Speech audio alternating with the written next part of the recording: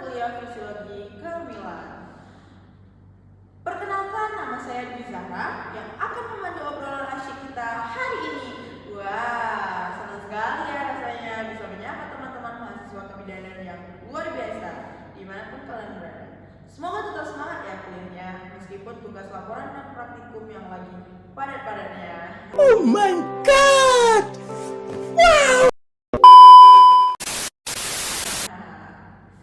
Nah, ngomong-ngomong nih soal materi kuliah, hari ini kan kita bakal bahas topik yang krusial banget ya, dan pastinya sering masuk ujian, yaitu fisiologi dan mekanisme kontraksi uterus.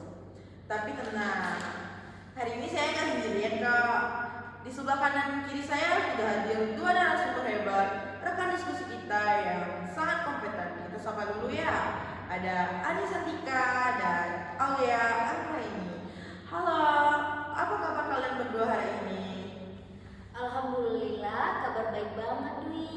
Terima kasih ya sudah mengundang saya di podcast kali ini.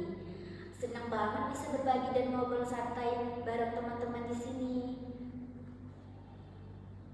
Alhamdulillah baik juga. Halo teman-teman pendengar, semoga pembahasan kita hari ini bisa jadi teman belajar yang seru, bermanfaat dan pastinya bikin materi fisiologi ini jadi lebih gampang dipahami ya. Amin ya rabbal alamin. Oh iya, sebelum kita masuk ke materi yang serius ini, kesibukan kalian belakang ini lagi ngapain aja sih? Katanya lagi sibuk persiapan ujian atau oske ya? Wah, tahu aja nih Dwi. Iya betul lagi, padat-padatnya asal kebidanan. Terus juga lagi sering review materi-materi dasar. Kayak gini, karena jujur pas di lapangan atau lahan praktik, teori kontraksi uterus ini kepake banget setiap hari. Betul banget. Jadi buat teman-teman yang nonton atau dengar podcast ini, dengerin sampai habis ya, karena ini modal utama kita nanti pas pegang pasien di kamar bersalin. Nah teman-teman, dengarin dulu semuanya. Ini modal utama di lahan praktik kita nanti. Oke, biar nggak makin penasaran nih kan, kita langsung mulai aja ke pertanyaan pertama. Sebenarnya nih, kalau kita ngomong soal anatomi, apa sih yang dimaksud dengan kontraksi uterus secara fisiologi itu sendiri, Adi? Oke, jadi gini teman-teman, kontraksi uterus itu secara sederhana adalah proses mengencang dan mengendur secara bergantian pada otot rahim atau istilah medisnya kita sebut miometrium. Nah, kontraksi ini bukan sekedar kencang biasa, tapi merupakan proses fisiologis yang sangat penting dan sudah dirancang oleh tubuh dalam persalinan. Tujuannya apa? Untuk membantu menipiskan dan membuka serviks atau leher rahim, sekaligus memberikan dorongan alami agar bayi bisa keluar melalui jalan lahir. Oh, jadi ibaratnya kayak pompa alami ya, mereka selalu melepas untuk mendorong. Wih, menarik banget. Tapi gini, kadang kan ibu hamil suka ngerasa perutnya kencang nih, padahal belum waktunya melahirkan. Pertanyaannya aku tujukan pada Aulia deh. Apakah kontraksi itu sebenarnya cuma terjadi pas mau lahiran aja atau gimana sih Aulia? Nah, ini nih yang sering bikin ibu hamil panik, dan kita sebagai bidan harus bisa ngejelasin. Jawabannya adalah tidak. Kontraksi itu nggak cuma pas melahirkan saja.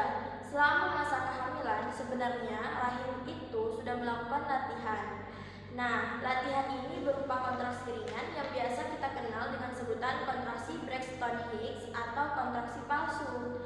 Ciri-cirinya itu nggak teratur, tidak menimbulkan bukan jalan lahir, dan biasanya kalau ibunya dibawa istirahat, tidur, atau ganti posisi, kencangnya langsung hilang. Beda banget sama kontraksi persalinan asli yang makin lama makin kuat, makin sering, dan bikin serviks membuka. Wah, keren. Berarti Braxton Hicks itu kayak warming up atau pemanasan rahim ya sebelum hari hanya misalnya. Oh, keren banget tubuh manusia nih ya. Lalu apa sih yang memicu rahim yang tadinya cuma latihan ringan, tiba-tiba menjelang persalinan berubah nih jadi kontraksi yang beneran kuat dan efektif? Monggo nih.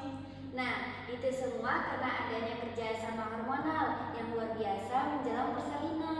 Jadi, tubuh ibu hamil akan mengalami peningkatan hormon drastis, dibarengi dengan penurunan pengaruh hormon progesteron.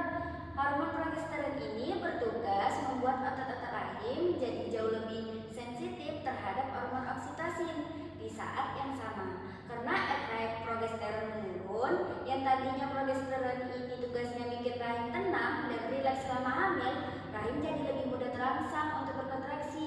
Ditambah lagi, jumlah reseptor atau penerima sinyal oksitosin di rahim juga mendadak melonjak tajam. Walah, jadi hormon-hormon ini kayak tombol seklar ya yang mulai dinyalakan ya. Tadi sempat disebut beberapa nama hormon nih, boleh diperjelas lagi nggak Aulia? Totalnya ada hormon apa aja sih yang punya peran utama di drama kontraksi uterus ini?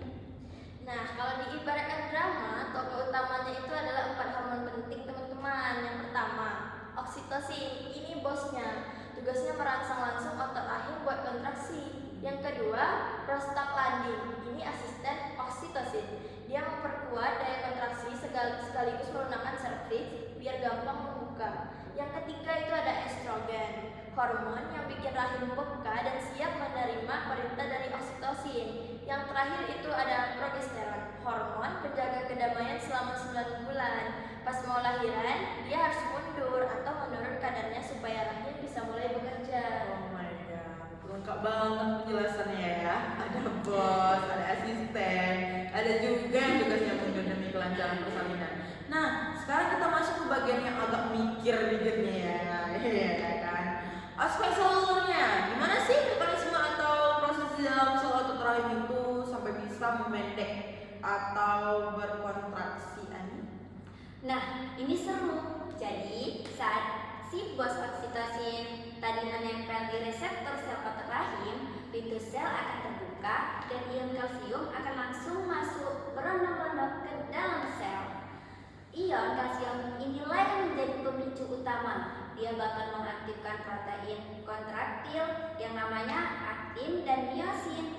Begitu aktif, aktin dan miosin ini saling berkaitan dan bergeser, bikin otot rahim mendadak alias berkontraksi. Nanti pas kadar kalsiumnya dipompa keluar lagi atau menurunnya, ototnya bakal memanjang dan relaksi lagi.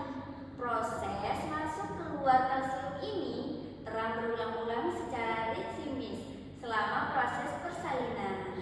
Gila, detail banget nih. Jadi kuncinya ada di ion kalsium, aktin dan miosin ya. Pantesan materi ini wajib banget kita pahami ya teman-teman. Nah, sekarang kalau kita di klinik atau rumah sakit nih, gimana cara kita tahu kalau kontraksi yang dialami ibu itu adalah kontraksi persalinan yang normal dan adekuat? Aulia?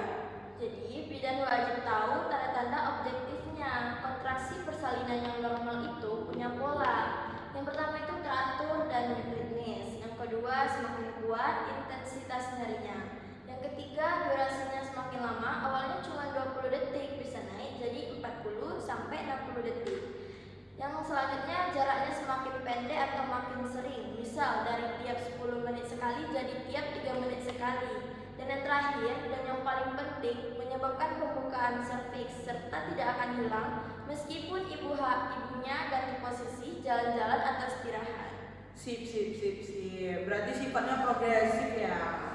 Makin lama makin meningkat perkembangannya ya.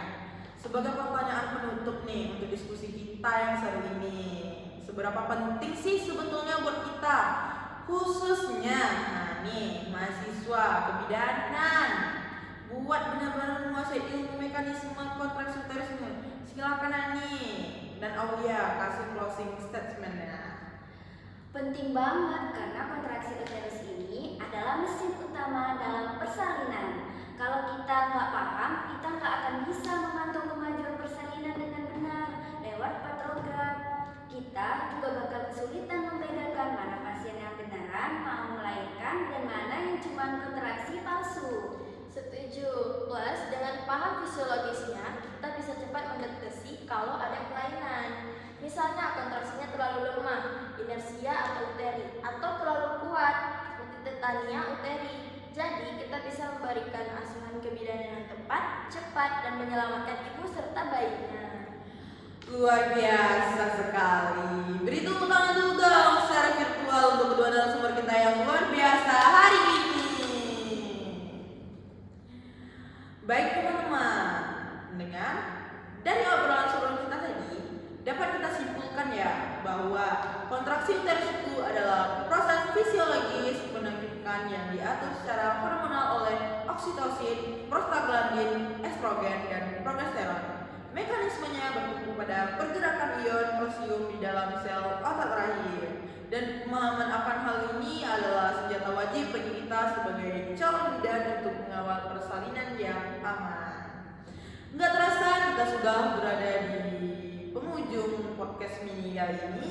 Semoga obrolan santai kita bisa menempel di otak dan membantu teman-teman semua dalam perkuliahan maupun praktik klinik nanti. Saya Dwi Zara selaku moderator bersama dua narasumber kece kita, Ani Santika dan Aulia Anggraini pamit undur diri. Terima kasih atas perhatiannya. Mohon maaf kalau ada salah kata. Sampai jumpa di episode podcast mini selanjutnya. Wassalamualaikum warahmatullahi wabarakatuh.